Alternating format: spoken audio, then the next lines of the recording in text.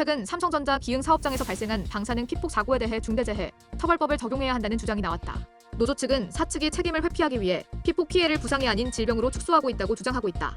전국 삼성전자 노동조합은 지난 11일 서울지방고용노동청 앞에서 기자회견을 열고 삼성전자가 방사선 피폭 사고를 중대재해가 아닌 질병으로 규정하려는 시도가 드러났다며 고용노동부는 삼성 눈치를 그만 보고 중대재해 처벌법을 적용해야 한다고 밝혔다. 지난 5월 27일 삼성전자 기흥 사업장에선 방사선 차단 장치인 인터락이 제대로 작동하지 않아 노동자 2명이 각각 기준치 188배 56배를 초과하는 고설량 방사선에 피폭되는 사고가 발생했다. 피폭 노동자들은 사고 이후 3개월이 넘도록 완치되지 못했다. 최근 삼성전자는 이들의 피해가 질병에 해당해 중대재해로 볼 수 없다는 의견을 노동부에 전달한 것으로 알려진다. 중대재해 처벌법은 사망자가 1명 이상 발생하거나 6개월 이상 치료가 필요한 부상자가 2명 이상 발생하거나 동일한 유해 요인으로 급성 중독 등 대통령령으로 정하는 직업성 질병자가 1년 이내 3명 이상 발생한 경우를 중대재해로 규정한다.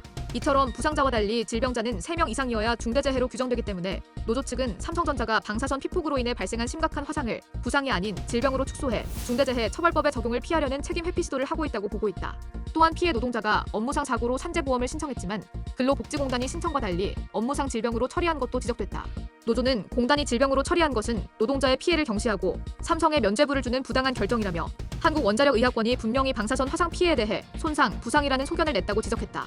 그러면서 노조는 고용노동부는 이번 방사선 피폭 사고의 중대재해 여부를 신속 공정하게 판단해야 할 책임이 있다며 고용부는 더 이상 삼성전자의 눈치를 보지 말고 근로복지공단의 부당한 결정에 흔들리지 말아야 한다고 강조했다.